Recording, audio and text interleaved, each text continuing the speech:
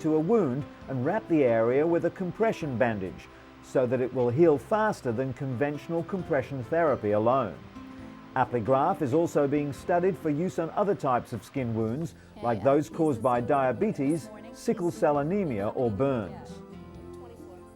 And speaking of skin, workers at Genomics Collaborative Incorporated in Cambridge, Massachusetts begin each day with a new delivery of blood and tissue samples. They never know how many they'll receive, but they must carefully process each sample immediately. Lab Director Janice Williamson knows firsthand how important biological specimens are to research. She once spent 2 years tracking down tissue samples for a single research project. The founders of GCI understood this and decided to do something about it. Just 3 years later, they have more than 500,000 samples in their collection. The samples are mainly from people with cancer, heart disease and diabetes. Tissue is taken during surgeries to either remove a tumour or, in the case of heart disease, during bypass procedures. GCI has already begun using their own samples of DNA to search for genetic clues for common diseases. With hundreds of samples on each chip, they're helping others as well as themselves fund and potentially find future cures. And for the past 4 years, Diana Campuzano has been on the painful road to recovery. She was badly injured during a 1997 Jerusalem suicide bombing. She's seen here being treated moments after the bomb ripped open her face. We're so used to scenes like these that we rarely comprehend the scale of the trauma that victims must cope with after the attack. It's taken 8 painful surgeries to reconstruct bones, put pins in her skull, fix shattered eardrums, remove scar tissue, and even tattoo eyebrows back onto her face. Today, surgeons are trying to reduce scarring on Diana's forehead. There are some things that can't be fixed. The scarring from burns, her eyesight in one eye, and of course the emotional distress. The bombing has left Diana suffering post-traumatic stress disorder, crippling anxiety and flashbacks. Her faith has been tested to the extreme, but ultimately it has seen her through the tough times. According to Diana, despite it all, she's grateful to be alive.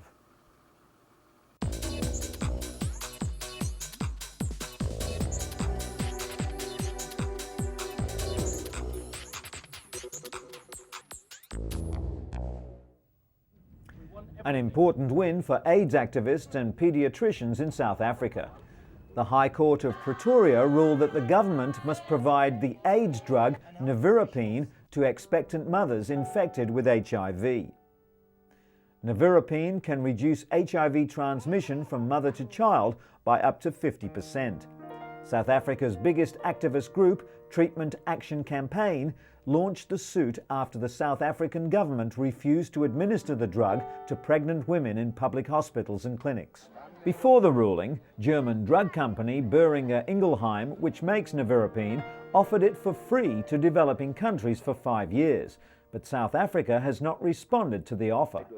The decision requires President Mbeki's government to formulate a plan for dispensing the drug, but the government argues that even if given nevirapine, women will still transmit HIV to their children through breast milk. As many as 70,000 children are born HIV positive here each year. As HIV continues to spread across the globe, the cost of treating the deadly virus is becoming more prohibitive. The drug cocktail costs each patient $15,000 a year, more than the average person's wages in many developing countries. But US scientists report that it may be possible to cut a patient's dosage in half, reducing side effects and cutting costs. Researchers at the National Institutes of Health in Bethesda, Maryland, took a group of 10 patients and put them on intermittent treatment, 7 days on drug therapy and 7 days off for 68 weeks. They monitored the patient's viral load, or the level of HIV in the patient's blood after 7 days off the treatment, and found the results were almost identical to patients who received continuous therapy. Cutting back on highly active antiretroviral therapy, or HAART, can suppress the virus without creating resistant strains. Follow-up research will be conducted in the United States and Uganda in the hope that more drugs will be available to developing countries. The cost reduction could also prove critical in places like Africa, where more than 28 million people live with the virus. Justin Ligrecki is like any other 18-year-old, going to school, hanging out with friends and following the football. But Justin is also part of the first generation of teenagers born with HIV. Daily antiretrovirals make him feel sick, but it's the emotional battle that's the hardest, like deciding to tell schoolmates about his HIV status. The fact that drugs are keeping teens alive well into adulthood has brought a new set of problems, like dating. Despite his HIV, Justin does have a steady girlfriend. Justin's adoptive mum, Melody, initially didn't want him to reveal his HIV status, knowing the bigotry he'd face. But instead of hiding, he set up a foundation to fight prejudice. No one knows how long this first generation of HIV-born babies will live, but Justin remains optimistic. For 2 decades, male condoms have been the primary tool for stopping the spread of HIV, but now researchers at Duke University in North Carolina are hoping to give women more control over HIV protection. While much attention is focused on time-consuming and expensive research, Dr. David Katz is leading research on a relatively simpler topical compound. It would kill the HIV virus on contact using microbicedes, or what some would call magic bullets. Women whose cultures allow them little reproductive control would benefit most from the compound. Bioengineers want to develop a product that prevents infection but not pregnancy, for fertility and religious reasons. It's also difficult to design a compound that works on all women all over the world. While research is still in early stages, Dr. Katz anticipates developing an HIV-killing cream, gel or foam that would one day be available over the counter.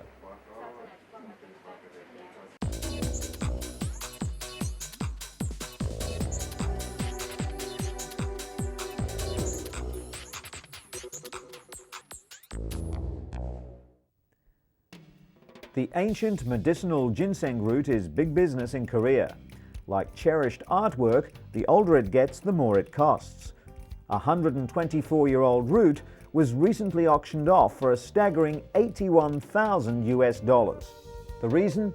Ginseng is thought to improve circulation, heal respiratory diseases, stave off colds, and boost vitality. Since 57 BC, the root has been cultivated for its medicinal properties. The Korea Ginseng Corporation produces 600 tons of red ginseng each year, 40% of which is exported. Ginseng derives its pharmacological property from a soap-like substance known as ginsenoside. Now, researchers at Seoul National University claim the root could even suppress cancer.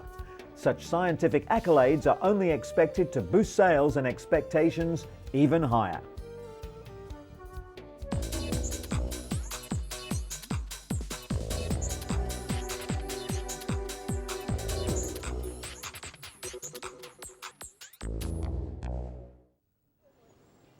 The Balabanovo summer camp, 100 kilometers west from Moscow, looks like thousands of other similar recreational sites where Russians with modest family incomes choose to send their children for summer holidays.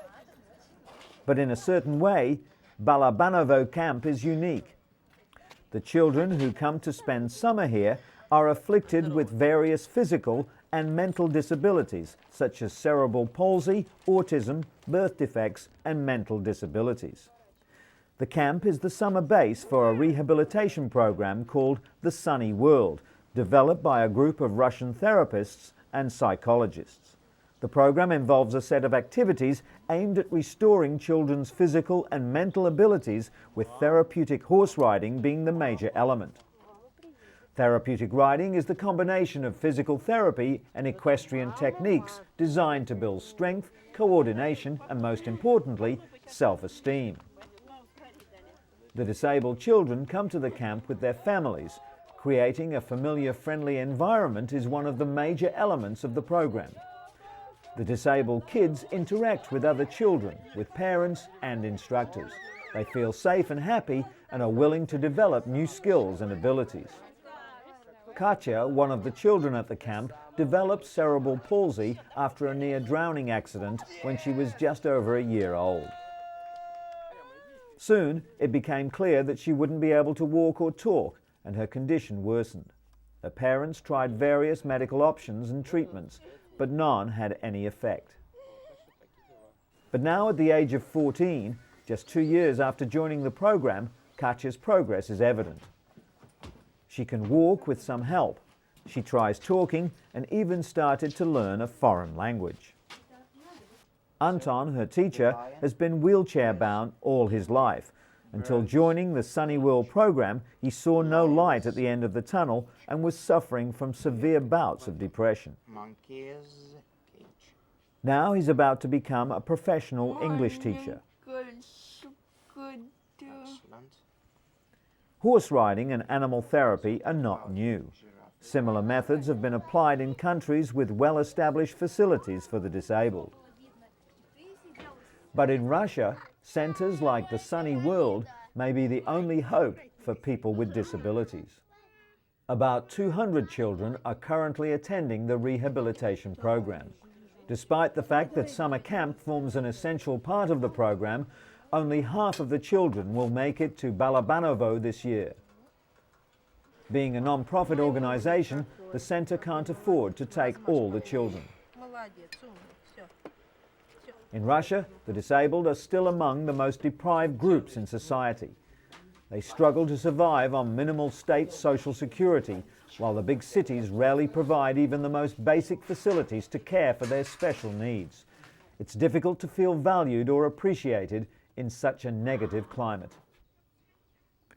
Worst of all, parents live in fear that once they get too old or sick, their children will simply be institutionalized. That's why the program promotes maximum development, so these children can someday live independent lives.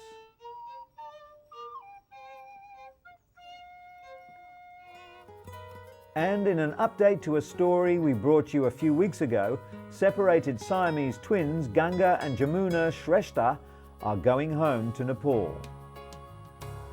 The rare babies underwent a 97-hour operation at Singapore General Hospital to separate their skulls. Jamuna, the stronger of the two, is learning to sit, while Ganga is gaining control of her head but has difficulty fixing her vision. The babies have not suffered any major strokes, brain swelling or infections, according to Professor Ho Lai Yun. Dozens of well-wishers, doctors and nurses were at the airport to bid them farewell. The twins and their family spent more than a year in Singapore and will return one day for more reconstructive surgery. After an emotional and thankful scene, the twins, their parents and grandparents left for Kathmandu. There they'll stay until the girls are healthy enough to return to their distant home village with only scant medical facilities. In stark contrast, a beacon of hope shines brightly in New York City. The Montefiore Children's Hospital offers the latest technology and surrounds to help youngsters deal with what can often be a scary experience. Movable computers allow healthcare providers to take notes more easily and ensure that proper medications are prescribed. The kid-friendly environment encourages patients to learn as well as heal. The lobby highlights the building blocks of life, and each ward has a theme. The playrooms and ceilings keep the mood bright, while a mural with daisies and a farmyard hides scary-looking equipment. But for kids, it's all about that big TV. Best of all, any child is welcome at Montefiore. That's why it's situated in one of the roughest neighborhoods in New York. The high-tech wonder can turn an often terrifying experience into a time of wonder and exploration.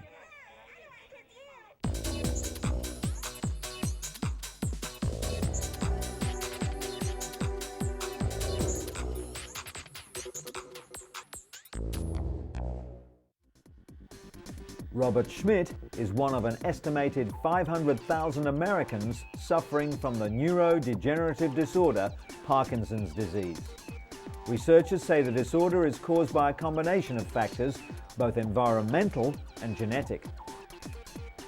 But new research in the latest issue of the Journal of the American Medical Association suggests a link between Parkinson's disease and another neurodegenerative disorder, Alzheimer's, via a protein called tau.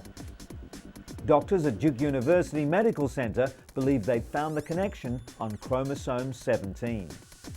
Unlike the abnormal deposits of tau found in the brains of Alzheimer's patients, Vance says there's no abnormal tau in Parkinson's patients. Instead, researchers are finding a rather common form of protein that increases the susceptibility of developing late-onset Parkinson's disease. Duke researchers have also discovered 5 new genes linked to Parkinson's disease and hope the latest discoveries will bring them one step closer to finding a cure for the debilitating disease. Scientists at the University of California have developed a new way to detect changes in the brain before symptoms of the devastating disease begin. They believe it will revolutionize the way Alzheimer's patients are treated. During testing, a patient is injected with a new chemical which seeks out abnormal deposits in the brain. The patient then enters a PET scanner which shows where the chemical has accumulated. The technique is still undergoing clinical trials, but the potential benefits for Alzheimer's sufferers are huge. Dementia-related diseases affect more than 30% of people over the age of 80. Doctors hope that this breakthrough will lead to new forms of treatment and potentially even a cure.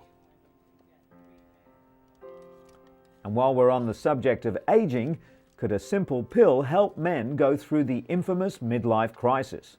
Some doctors now say the midlife change is caused by dropping levels of the male hormone testosterone. This would mean that men go through their own form of menopause, called andropause. Some doctors offer patients testosterone replacement therapy to fight the symptoms of andropause, such as mood swings and osteoporosis. However, other doctors, like psychiatrist Dr. Thomas Wise, say that andropause is not a biological stage of life like menopause, but rather a psychological phase. Testosterone levels drop in men starting as early as age 30, and by age 70 can be half the level found in young men. The testosterone drop is blamed for what was once thought of as normal aging: muscle weakness, sexual dysfunction, weight gain, fatigue, and even high cholesterol. Dr. Wise says that aging is a fact of life, one that may not be alleviated with a simple drug treatment. Rather, he prescribes regular checkups, a healthy diet, and exercise. Okay, good. They say it's never too late to learn a new trick. And Robert Van Cleve is living proof. At 77, he's become a bona fide surfer. Web surfer, that is. Research has shown that isolation and consequently depression are high factors in elderly mortality rates. Many nursing homes are broadening their patients' horizons by getting them online to research healthcare or chat with other internet junkies. Special keyboards are easy to read and easy to use, building confidence and alleviating fears. Robert researched angiograms before he underwent one. He also surfs the net to learn more about his medications. Doctors caution that not all of the 17,000 health websites are credible. There's little regulation on the industry, and some information may be downright dangerous. Everyone, no matter what age, should view online health information with a discerning eye and always check with their doctor. Today's seniors have seen a lot of change in their lifetimes, from radio to the internet. Going online is just the latest way they can stay engaged without leaving home.